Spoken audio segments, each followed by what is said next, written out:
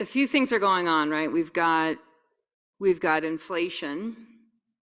So money, people that were saving money. So there's people that were saving money and people who weren't saving money. So the more you get into your demographic, it's like, are you marketing to people who save money, or are you marketing to people who don't have any money and don't save money? Like, that's something that you want to get clear on right away. And there's ways that you can signal that or send messages, and that's called marketing, right? It's like just sending messages, like putting out conversation starters. So say you're marketing to people that save money. Should we just assume that? Who wants to assume that? Anyone? Okay, I'm seeing a lot of nods. Okay, good. Because it's an easier group. This is preached to the choir, right? Especially if you're someone, does anyone here save money? Is anyone here like good at like scrolling something? Yep, okay, good. So if you save money, chances are you want to market to people that also save money because you think alike, right? But the way that you've invested money in yourself is usually the greatest differentiator between wellness pros and their peers, even their peers that save money. The biggest differential in people who save money, so you as a wellness pro versus your peers, is that you've invested more money in your wellness wisdom. Hard stop. You want to know what those numbers are. And this is why it's like part of what we do in our sales process, or it was a bigger part of Lead the Journey than it is Lead Your Club, whereas it's like tally it up, people. And it's a huge differentiator of experience. And it's a differentiator of reality.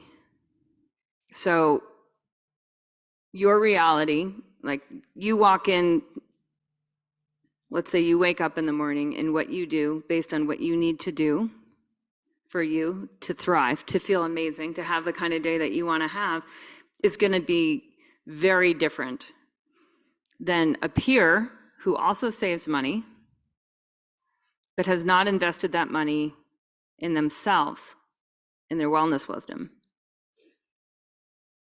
Okay. And the more you can pull that apart, okay, so that's part A. Is everyone down with part A? Everyone's got A? Can we go to B? Okay, that's A. B, the value of money with an inflationary economy. So we're in an inflationary economy. Has anyone else besides me lost money in stock?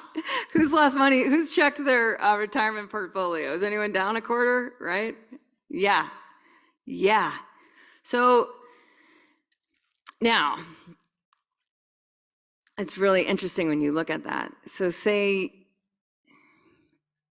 you compare that to the money that you've invested in your wellness wisdom, and you look at return on investment. You guys, this is where marketing gets really, to me, it gets super fun, because it's like we have to educate people. We have to help people think and change the way they're thinking, because if you change the way you're thinking, you change the opportunities. If you change the opportunities, you change the results. If you don't change the way someone's thinking, you're never going to change the results, ever, because they're not going to see the opportunity that's right in front of them. So everyone's dollars or pesos or Australian dollar. Wellness wisdom, it has a exponential ROI year over year. Now we're going to C. So everyone's got B, everyone's got A, everyone's got B. Now we're on to C. Say your club, our club Heal, we're still finalizing pricing. It looks like we're landing around $5,500 for the year. It's online.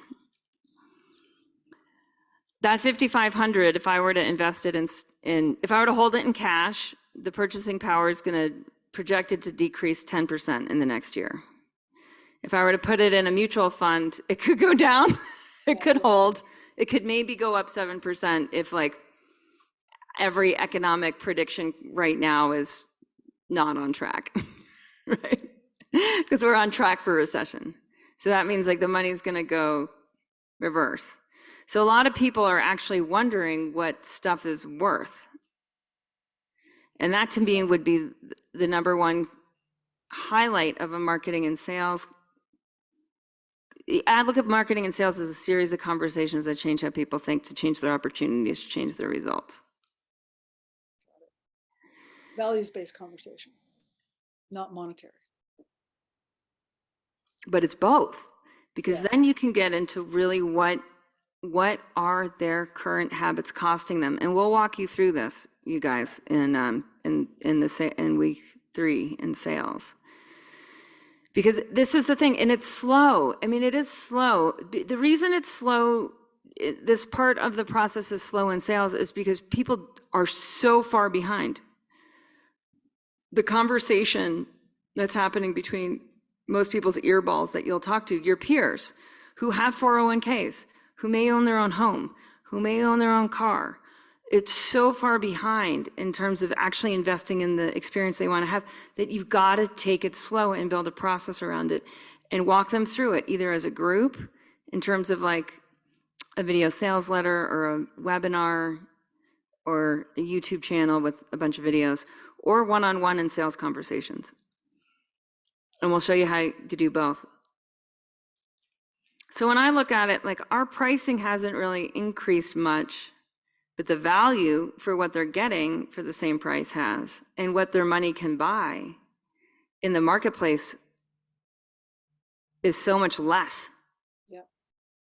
So this is what is that? Consumers buy tangible goods,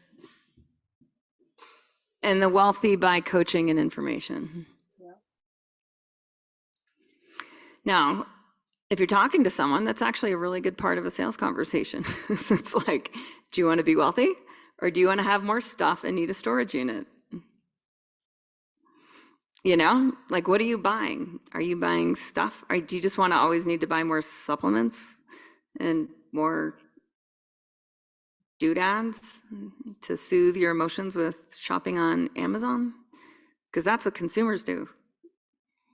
But the wealthy buy coaching. Creators. Why? You know, and then it goes back into the economic value ladder, which it's like, because if you can transform you, if you change your thinking, you change your opportunities, right? You want to have better opportunities year over year. People actually want to have fun. Like, they want to invest in things that are just fun, that are about potential, that are just like, get them forward thinking, that like awaken them, like, that are like, yeah.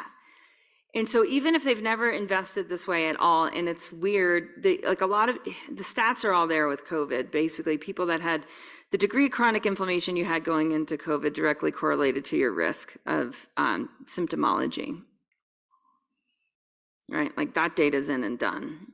So if anyone wants to like be better prepared for the future, okay, that's a more conscientious conservative mindset. Fine, that's good for some people.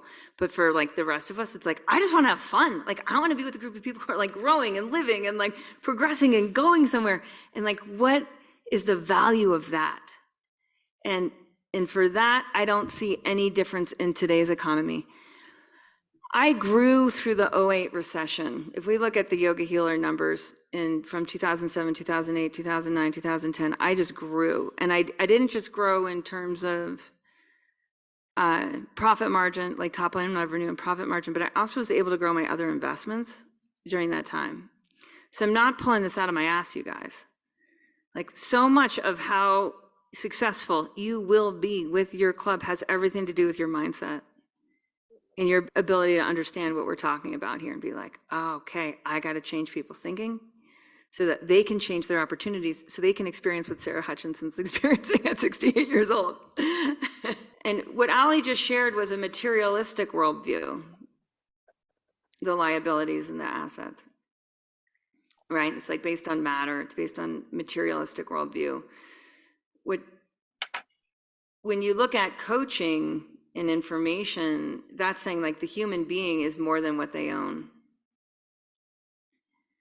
So how does the human being who knows that they're more than what they own, that they're actually a being having an experience, what do they value?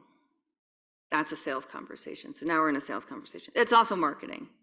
And so then putting a monetary value on that, and you guys are you're gonna have to do that. You're going to have to help people put a monetary value on what wellness is worth to them, what it's worth. Because right now they're buying stuff, they're consuming stuff, they're in that materialistic mindset of liabilities and assets.